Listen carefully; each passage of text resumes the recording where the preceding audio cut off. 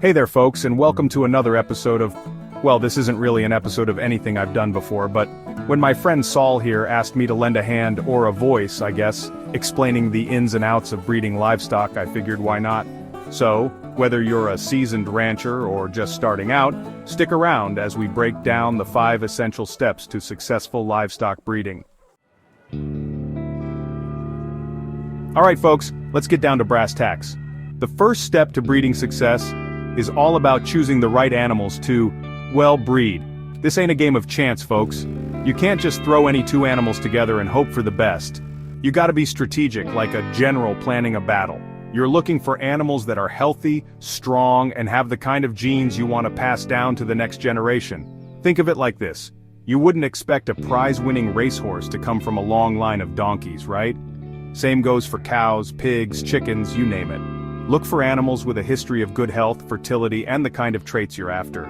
Maybe it's milk production, maybe it's meat quality, or maybe it's just a darn good temperament. Whatever it is, make sure your breeding stock is top-notch. Remember, you're building a legacy here, folks. 1 generation at a time. You know, it's like your mama always said, you are what you eat. Well, guess what? Your livestock are what they eat too. If you want healthy offspring, you gotta make sure your breeding animals are getting the best possible nutrition. Think of it like training for a marathon. You wouldn't fuel up on junk food, would you? We're talking high-quality feed, fresh water, and all the vitamins and minerals those critters need to thrive. And don't forget about regular vet checkups. Vaccines, parasite control, the whole 9 yards. A healthy animal is a fertile animal, and a fertile animal is the key to a successful breeding program. It's about creating the optimal environment for those animals to, well, do what comes naturally, and trust me, when those animals are feeling good, it shows. You'll see it in their coats, their energy levels, and their overall well-being. And that, my friends, is a beautiful thing. Chapter 3. It's all about timing, understanding the breeding cycle. Now, here's where things get a little tricky. Breeding animals isn't like flipping a switch, folks. You can't just snap your fingers and expect results. It's all about understanding the natural rhythms of those animals, the ebb and flow of their reproductive cycles. Think of it like catching a wave. You gotta be in the right place at the right time or you're gonna miss out. We're talking about estrus cycles, heat cycles, whatever you want to call them.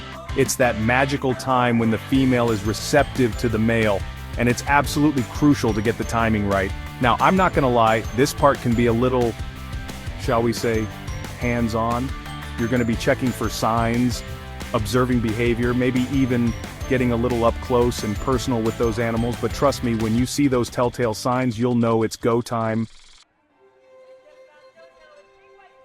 Chapter 4. Sealing the deal insemination methods. Alright folks, we've reached the main event, insemination, the moment of truth.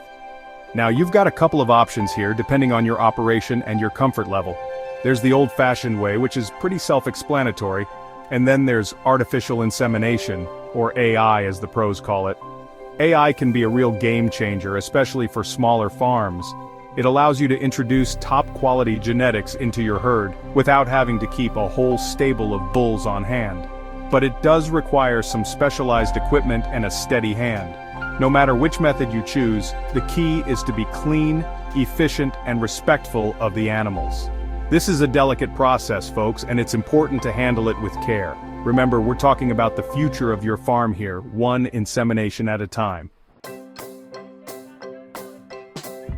Chapter 5. The home stretch post-breeding care and monitoring. Congratulations, folks. You've made it to the home stretch. The breeding is done, but the work ain't over yet.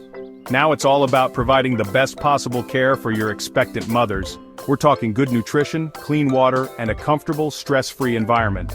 Remember, those mamas-to-be are carrying precious cargo, and it's your job to make sure they have everything they need to bring those babies into the world safe and sound. That means regular checkups, monitoring for any signs of trouble, and being prepared for anything. And when those little miracles finally arrive, well, that's a whole other story. But for now, just focus on giving those mamas the support they need. Trust me, seeing those healthy newborns is one of the most rewarding parts of the whole darn process. Outro, that's a wrap. Well folks, there you have it, the 5 essential steps to successful livestock breeding. It's a journey, that's for sure. One that's full of hard work, dedication, and a whole lot of heart. It's about understanding the animals, respecting their cycles, and doing everything you can to give them the best possible chance at a healthy and productive life. But it's also incredibly rewarding. There's nothing quite like seeing the fruits of your labor come to life in the form of healthy, thriving offspring. It's a reminder that we're all part of something bigger than ourselves, a cycle of life that sustains us all. So go on out there, get your hands dirty, and make those animals proud. And remember, if you ever need a helping hand, just give a holler. Until next time, stay dirty.